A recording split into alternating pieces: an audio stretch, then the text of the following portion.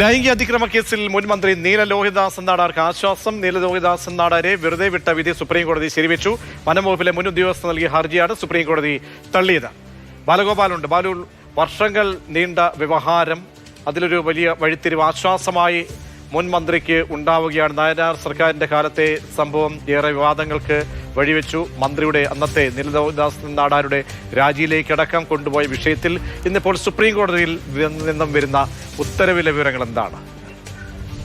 ജസ്റ്റിസുമാരായ JB പർഡിവാലയും സന്ദീപ് മേത്തയുമാണ് ഈ നീല ലോഹിതദാസ് നാടാർക്കെതിരായ കേസ് ഹർജി പരിഗണിച്ചിരുന്നത്. ഇതിൽ ഹൈക്കോടതി നേരത്തെ നീല ലോഹിതദാസ് നാടാരെ വെറുതെ വിട്ടിരുന്നു.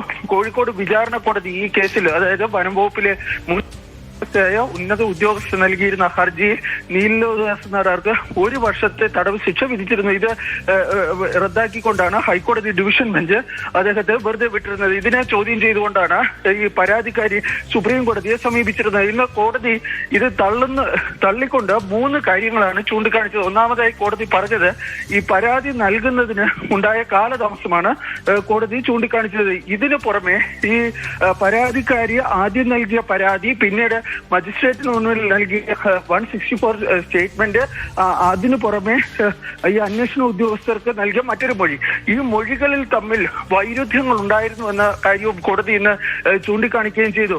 ഈ നീല ലോഹിതദാസ് നാടാർ ഒരു സീരിയൽ ഒഫൻഡർ ആണ് എന്നാണ് ഇന്ന് പരാതിക്കാർക്ക് വേണ്ടി ഹാജരായ സീനിയർ അഭിഭാഷക റെബേക്ക ജോൺ സുപ്രീം കോടതിയിൽ ചൂണ്ടിക്കാണിച്ചിരുന്നത്. പക്ഷേ കോടതി അത്തരമൊരു പരാമർശം നടത്താൻ വേണ്ടി കഴിയില്ല എന്ന് പറയുകയാണ് ഉണ്ടായത്. കാരണം നീല ലോഹിതദാസ് നാടാരെ ഈ കോടതി കുറ്റമുക്തനാക്കിയിരുന്നു. അതുകൊണ്ട് തന്നെ ഇത്തരം ഒരു ആക്ഷേപം അദ്ദേഹത്തിന് നേരെ ഉന്നയിക്കാൻ വേണ്ടി കഴിയില്ല എന്ന് ചൂണ്ടിക്കാണിക്കുകയും ചെയ്തു.